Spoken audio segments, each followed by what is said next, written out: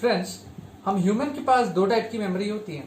हाँ जी, एक होती है टेम्पररी, एक होती है परमानेंट। टेम्पररी वो जो हम थोड़े से टाइम के लिए स्टोर करके रखते हैं अपने दिमाग में, और परमानेंट वो जैसे कि आपके नेम, मम्मी पापा का नेम, जब तक एमनेजिया नहीं होगा तब तक ये आपको याद रहेगा। और टेम्पररी, आपने एक महीने पहले आज के दिन कौन सा डिनर खाया था आपको याद है? किसी को याद नहीं हो सकता। तो उसी तरह से कंप्यूटर के पास भी ऐसे ही टेम्पररी परमानेंट मेमोरी होती है। और डिटेल में जानना है, चलिए चलते हैं video. To the summer of love.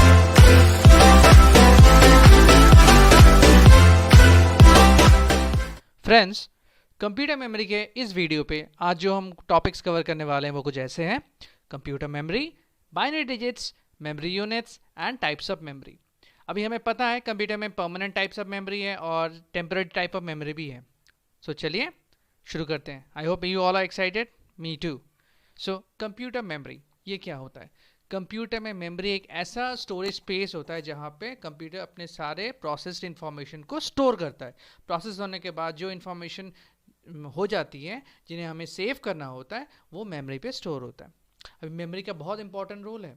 CPU जब भी कोई काम को करने की सोचता है तो वो एक मेमोरी से उस काम को लेता है, एक मेमोरी पे वो काम को परफॉर्म करता है। काम परफॉर्म होने के बाद उसको सेव करना है तो वो फिर से वही मेमोरी पे उसको सेव करता है जहाँ से उसने काम को लिया था। परमानेंट मेमोरी पे सेव होता है और टेम्पररी मेमोरी पे काम होता है। इसके बारे में डिटेल में हम वीडियो के आगे जानेंगे। तो बाइनरी डिजिट्स क्या होता है? जैसा कि सबको पता है, कंप्यूटर को 0 और 1 छोड़ के कुछ समझ में नहीं आता है। आप कोई भी लैंग्वेज में किसी भी चीज़ में बात करो, कंप्यूटर को वो समझ में नहीं आएगा जब तक उसका कन्वर्जन 0 और 1 में नहीं होता है। और 0 और 1 के इसी लैंग्वेज को मशीन लैंग्वेज कहा जाता है जो कंप्यूटर को समझ में आता है। इस पिक्चर के थ्रू आप जैसे देख सकते हैं कि ये बंदा हेलो बोल रहा है लेकिन कंप्यूटर को 0 1 के कॉम्बिनेशन में समझ में आता है। तो उसे हमारी सिंपल लैंग्वेज या इंग्लिश लैंग्वेज या कोई भी लैंग्वेज समझ में ऐसा नहीं आता, उसे सिर्फ मशीन लैंग्वेज समझ में आता है जो 0 और 1 के कॉम्बिनेशन में बनता है। दोस्तों, ये 0 1 कुछ नहीं, ये हाई वोल्टेज या लो वोल्टेज होता है, ऑन ऑफ की तरह होता है। ठीक है, लो वोल्टेज होता है 0, हाई वोल्टेज होता है 1। इसी तरह से इसके बारे में आप क्लास 9 10 11 12 में डिटेल्स में पढ़ सकते हैं। फिलहाल के लिए आपको इतना ही जानना जरूरी है कि बेटे को 0 और 1 छोड़ के कुछ समझ में नहीं आता है और उनको कहा जाता है बाइनरी डिजिट्स। सो 0 1 के कॉम्बिनेशन में जो बनता है वो होता है हमारा बाइनरी डिजिट्स, और वो कंप्यूटर को समझ में आता है, इसलिए वो है हमारा मशीन लैंग्वेज।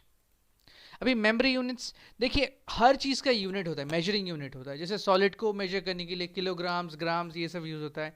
लिक्विड्स को मेजर करने के लिए किलोलीटर, लीटर यूज़ होता है। और उसी तरह से डिस्टेंस को मेजर करने के लिए किलोमीटर, मीटर ये सब यूज़ होता है। कंप्यूटर मेमोरी को मेजर करने के लिए भी कुछ मेमोरी यूनिट्स होते हैं और वो स्टार्ट होता है बिट्स एंड बाइट्स से। बिट होता है सबसे छोटा, the smallest unit of information. सबसे छोटा कोई इंफॉर्मेशन अगर होगा वो होता है bit. It can either be 0 और 1। कंप्यूटर को 0 1 छोड़ के कोई समझ में नहीं आता, तो एक 0 या एक 1 को हम एक बिट कहेंगे। उसके बाद क्या होगा, ये बढ़ता जाएगा। जब ये ग्रुप ऑफ 4 बिट्स मतलब 4 बिट्स एक साथ जुड़ गए, वो कुछ भी हो सकता है, 1 0 1 0 1 1 0 0 1 1 1 1 या 0 0 0 0, कुछ भी हो सकता है। उसी ग्रुप को 4 बिट्स के ग्रुप को हम कहेंगे निबल, और उसी तरह से 8 ग्रुप ऑफ बिट्स को हम कहेंगे बाइट। सो ये बहुत ही सिंपल है। The smallest unit of information, जो सबसे छोटा है, सिंगल एक यूनिट को हम कहेंगे बिट। फिर ग्रुप ऑफ 4 बिट्स को कहेंगे निबल, उसी तरह से कलेक्शन ऑफ 8 बिट्स को कहेंगे बाइट। ये सिर्फ यहाँ पे नहीं है, इसके आगे भी बहुत कुछ है। देखिए, 1 बाइट होता है 8 बिट्स, जो हमने अभी थोड़ी देर पहले जाना। किलो बाइट्स, बाइट के बाद आता है kilobyte, megabyte, gigabyte, terabyte, petabyte, exabyte. इसके बाद भी और है, फिलहाल के लिए आपके लिए इतना ही। देखिए यहाँ पे मैंने इसके शॉर्ट फॉर्म्स भी लिखे हैं जो आपने बहुत जगह पे देखे होंगे। GB, MB, पेन ड्राइव्स में हमें दिखते हैं ना कितना स्पेस है, इससे पता चलेगा। तो 1 बाइट्स होता है 8 बिट्स 1 कैरेक्टर। किलोबाइट्स, 1 किलोबाइट होता है 1024। 1024 देखिए यहाँ पे कॉमन है, तो ये चीज़ अगर आप याद रखेंगे तो आपके लिए बहुत आसान होगा किसी भी यूनिट को ध्यान से समझना। हिल गया ना दिमाग? मेरा भी हिल गया था जब मैंने पहली बार इसको समझा था। तो 1 kilobyte 1024 bytes, 1 megabyte 1024 kilobytes, 1 gigabyte 1024 megabytes, 1 terabyte 1024 gigabytes, उसी तरह से ये मेमोरी यूनिट्स हमारे काम में आते हैं। ये जितना बढ़ता जाता है मेमोरी में स्पेस उतना बढ़ता जाता है, ये स्पेस के ऊपर डिपेंडेंट होता है। जैसे मैं अगर मान लूँ 1 किलोबाइट या हाँ 1 किलोबाइट, जैसे एक बुक का एक पेज, एक बुक के एक पेज में जितना इन्फॉर्मेशन होगा वो होता है 1 किलोबाइट के इक्वल, हम पकड़ लेते हैं। उसी तरह से 1 मेगाबाइट होगा, एक पूरे बुक में जितना इन्फॉर्मेशन होता है वो होता है 1 मेगाबाइट। तो फिर गीगाबाइट क्या होगा? गीगाबाइट 4-5 बुक मिला के जितने सारे इन्फॉर्मेशन होते हैं वो होता है गीगाबाइट का इन्फॉर्मेशन, उतना स्पेस। और टेराबाइट एक पूरा लाइब्रेरी फ्रेंड्स जितना इन्फॉर्मेशन रखती है वो होता है टेराबाइट्स। तो आप समझ पा रहे हो ना ये कैसे अपना काम करता है। किलोबाइट्स एक सिंपल सा बुक का पेज हो गया, मेगाबाइट हो गया एक पूरी बुक, गीगाबाइट्स 4-5 बुक्स मिला के इन्फॉर्मेशन बन गया, टेराबाइट्स एक पूरी लाइब्रेरी बन गई। तो पेटाबाइट क्या होगा? पेटाबाइट 2-3 लाइब्रेरी होगी पूरी, है ना। तो उसी हिसाब से ये चलता है। तो टाइप्स ऑफ कंप्यूटर मेमोरी जो मैंने पहले ही आपको एक्सप्लेन किया था, कंप्यूटर में मेमोरी परमानेंट होती है, टेम्पररी होती है। जो टेम्पररी मेमोरी होती है उसको कहा जाता है प्राइमरी मेमोरी, और जो परमानेंट मेमोरी होती है वो कहा जाता है सेकेंडरी मेमोरी।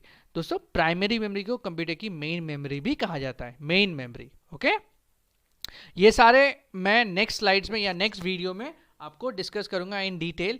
आपको सिर्फ जानना है कि ये किस में डिवाइडेड होते हैं। देखिए वो बहुत ही बड़ा होता है, इसलिए मैंने 2-3 स्लाइड्स में इसको डिवाइड किया है।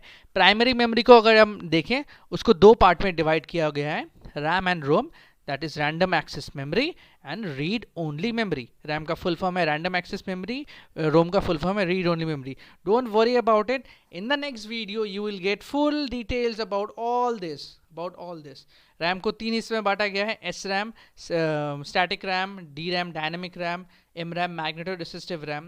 ROM को भी 3 हिस्से में बांटा गया है, PROM, EEPROM and EEPROM। उसी तरह से सेकेंडरी मेमोरी के टाइप्स नहीं होते। सेकेंडरी मेमोरी वो डिवाइसेस होती है जहाँ पे डेटा स्टोर होता है, और हमने कंप्यूटर फंडामेंटल्स के वीडियो में ये सारा कवर किया हुआ है। Hard disk, CD, DVD, pen drive, ये इस पे डेटा स्टोर होती है, ये स्टोरेज डिवाइसेस। हाँ जी, कंप्यूटर के स्टोरेज डिवाइसेस ही कंप्यूटर का सेकेंडरी मेमोरी होता है। तो यस, थिंक एंड आंसर, ये आपके लिए कुछ क्वेश्चंस है। इस क्वेश्चंस को ध्यान से पढ़िए और इसके आंसर आप इस वीडियो के कमेंट सेक्शन में ज़रूर लिखिए। I want everybody to write all the answers. जिसको नहीं आता है कोई प्रॉब्लम नहीं, आपको जो समझ में आ रहा है आप वही आंसर लिखिए। इस सारे क्वेश्चंस का आंसर मैं नेक्स्ट वीक में आपको कमेंट सेक्शन में ही बताऊँगा। ओके, तो आज के लिए वीडियो इतना तक ही। ये जैसे पार्ट 1 वीडियो है, इसके बाद पार्ट 2 आएगा। ओके, तब तक के लिए वेट कीजिए। इस वीडियो को लाइक कीजिए, शेयर कीजिए, कमेंट कीजिए। जो सारे क्वेश्चंस मैंने दिए थे उसके आंसर्स कमेंट कीजिए।